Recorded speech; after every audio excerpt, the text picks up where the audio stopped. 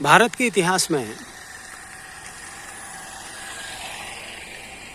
लोगों ने मन को व्यक्ति का दुश्मन माना और आत्मा की खोज में निकल पड़े। अमेरिका, यूरोप और चीन में लोगों ने आत्मा को मानने से इनकार कर दिया और मन के पीछे लग गए। उन्होंने मन को प्रेम किया, मन का पोषण किया, मन को समृद्ध किया और जितने भी जीवन की सुख सुविधा हैं उसको प्राप्त किया मन के साधन के द्वारा। आज जितना भी आर्टिफिशियल इंटेलिजेंस का डेवलपमेंट है, जितना भी स्पेस का डेवलपमेंट है, जितना भी मेडिकल साइंस का डेवलपमेंट है, जितना ही फिजिक्स साइंस का डेवलपमेंट है, जिससे कि हमारा जो जीवन हर आयाम में सुख सुविधा से और समृद्धि से भरा हुआ है, ये पश्चिम के जगत की देन है।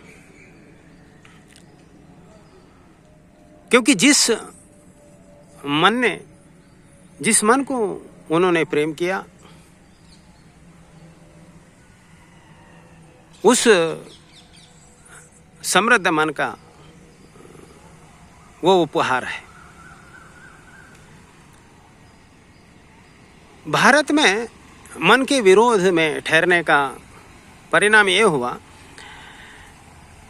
कि आत्मा तो किसी को मिली नहीं, आत्मा के बारे में भ्रम ही भ्रम पैदा हुआ। लेकिन मन को मारने के, मन के विरोध में ठहरने के परिणाम बहुत ही भयानक हुए। हजारों साल तक भारतीयों ने दरिद्रता में जीवन बिताया। खाने पीने को खाना नहीं, पहनने को कपड़े नहीं, रहने के लिए कोई सुविधा नहीं, क्योंकि मन का इन्होंने दमन किया था। मन के विरोध में ठहरे थे तो शरीर की जितनी भी आवश्यकताएं हैं, इंद्रियों के जितने भी विषय हैं, जिनको प्राप्त करने वाला मन ही है, तो मन के तो ये लोग विरोध में ठहरे। इसलिए इसका जो विपरीत परिणाम हुआ, इनको पूरी अपनी इच्छाओं को दमन करना पड़ा। पूरे डिजायर्स सप्रेस हुए, स्वाभाविक नैसर्गिक इच्छाएं भी पूरी नहीं हुई। अब इसका परिणाम ये हुआ कि पूरा जीवन दरिद्रता और विक्षिप्तता में परिवर्तित हो गया। जीवन एक अभिशाप बन गया, एक कर्स बन गया। पश्चिम में जीवन एक वरदान बन गया। अमेरिका में एक बिजनेसमैन है, भारत की जितनी भी एक साल की जो अर्थव्यवस्था है, भारत की जितनी भी एक साल की जो इकोनॉमी है, जो बजट है, उससे कहीं ज़्यादा उसकी संपत्ति है।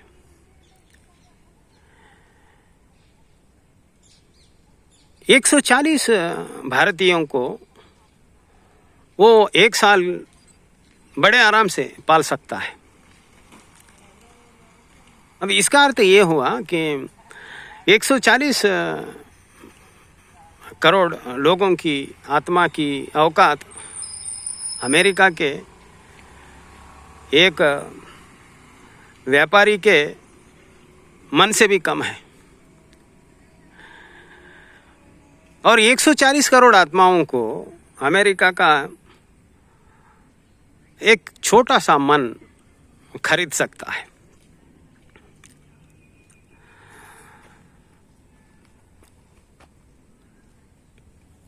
चीन और भारत करीब करीब एक ही समय में स्वतंत्रता प्राप्त की। जब स्वतंत्रता आई तो चीन की हालत बहुत ख़राब थी, खाने को खाना नहीं था।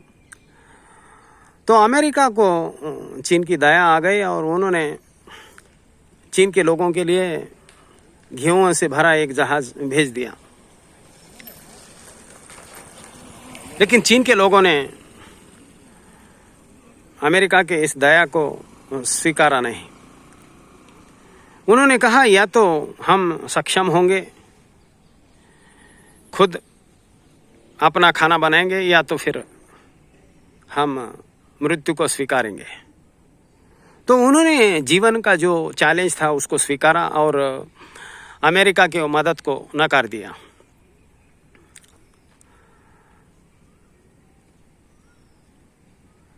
फिर चीन ने अपने मन को इस तरह उभारा कि उसके शक्ति ने, उस मन के सामर्थ्य ने चीन को इतना समृद्ध बना दिया कि आज चीन अमेरिका के कंपटीशन में ठहरा हुआ है।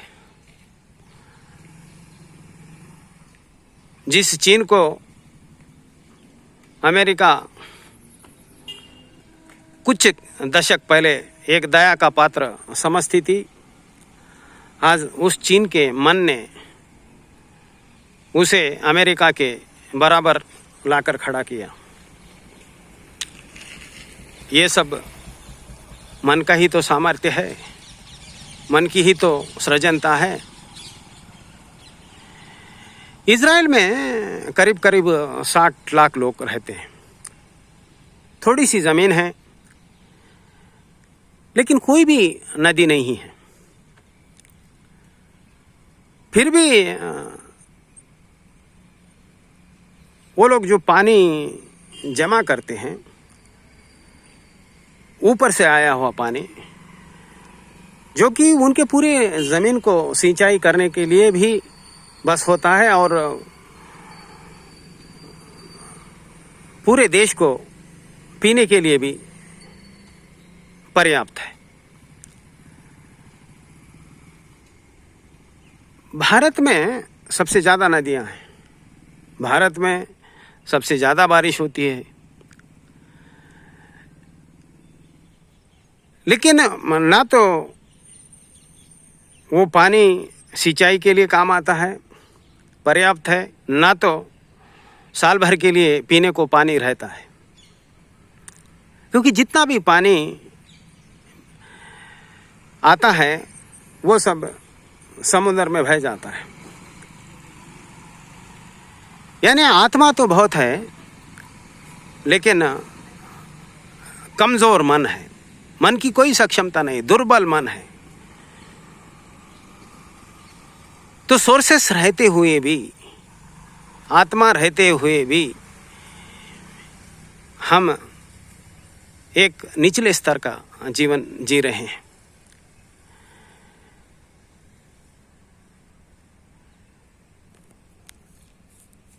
गीता का जितना भी एक ज्ञान है,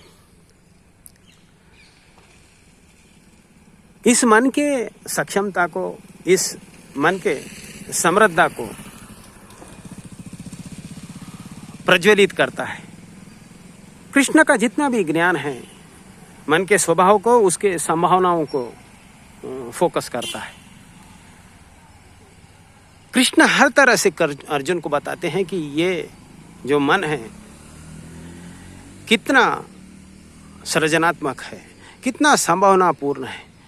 ये हमें जीवन की हर वो चीज़ लाके देता है जिसकी हम कामना करते हैं।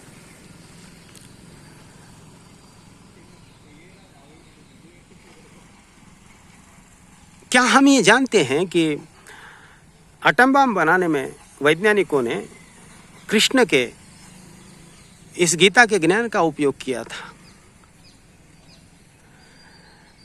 लेकिन हमारा दुर्भाग्य ये है कि गीता का ज्ञान जिन लोगों से हमने प्राप्त किया वो वैज्ञानिक नहीं थे, उनकी दृष्टि वैज्ञानिक नहीं थी।